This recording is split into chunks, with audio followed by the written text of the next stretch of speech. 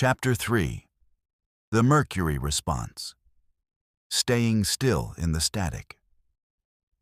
When a student first attempts to align with the 0.0 degrees point, their internal gray city programming will often resist. The brain recognizes its running loops are being threatened, and it will try to pull the teacher into the mud to validate its panic. They may project their ancestral trauma, their systemic debt, their false labels directly at you. They may use words designed to provoke guilt, urgency, or sympathy. The sovereign teacher does not fight the projection and does not weaponize silence against it either. You simply remain what you already are. The rules of engagement. The atmospheric boundary. When the student begins to project their redshift distress, do not lean toward them, and do not harden against them. Engage your internal bellows and widen your own structure. A wider, calmer vessel gives their static somewhere to settle rather than somewhere to bounce off. The law of the single ingredient. The modified mind will present complex, chaotic explanations to justify its tilt. You do not need to untangle all of it at once. Reply to the root of what they've said, not every branch, and let the rest wait. The Mercury tongue. When you must speak, speak plainly and briefly. If the student pushes for a debate about their trauma, you do not need to win it. A calm silence, offered without contempt, often does more than an argument. But it is an offering, not a weapon. The sonar strike. During their resistance, do not analyze their words for ammunition. Place your internal focus on your own steadiness. You're not piercing their defenses. You are simply staying present long enough for the noise to run its course. The physical stance.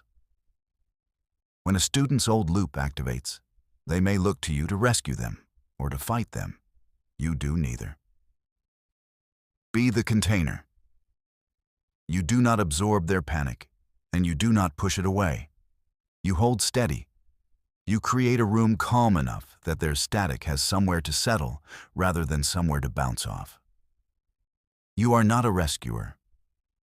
To take over a student's struggle for them is a kindness that costs them their own strength. You do not pull them out of the mud. You stay present while they remember how to stand up. Be the mirror. Lock your spine, keep your gaze level and kind, and let your calm be visible rather than performed. You're not trying to make their chaos unbearable by contrast. You are simply offering a steadier surface than the one they came in with. Chapter 4. The first chime, the opening. When the static exhausts itself, there is a moment. Most teachers miss it. The student has stopped speaking, but more importantly, they have stopped vibrating. Their shoulders descend, their eyes become present, their breathing settles. The room becomes level. This is the opening. The law of the tuning fork, do not rush to fill it. The gray city fears silence and immediately stuffs the gap with explanations, advice, motivation, or stories. The architect does the opposite. The architect waits. 3 breaths, 5 breaths, sometimes 10. The student must feel the silence before they hear the signal.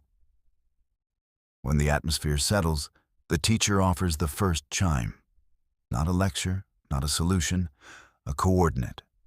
A single sentence, a single question. What are you noticing now? What remains when the story stops? Where is the pressure located? What happens if you do not move for 1 minute? Observe the observer. Illuminating the doorway. The teacher speaks only enough to direct attention. The student must perform the recall themselves. The moment the teacher begins carrying the student's realization for them, the transmission ends. Not because it is forbidden, but because it stops working. The student must see it, feel it, and own it. The teacher simply illuminates the doorway. The student walks through it, walks through,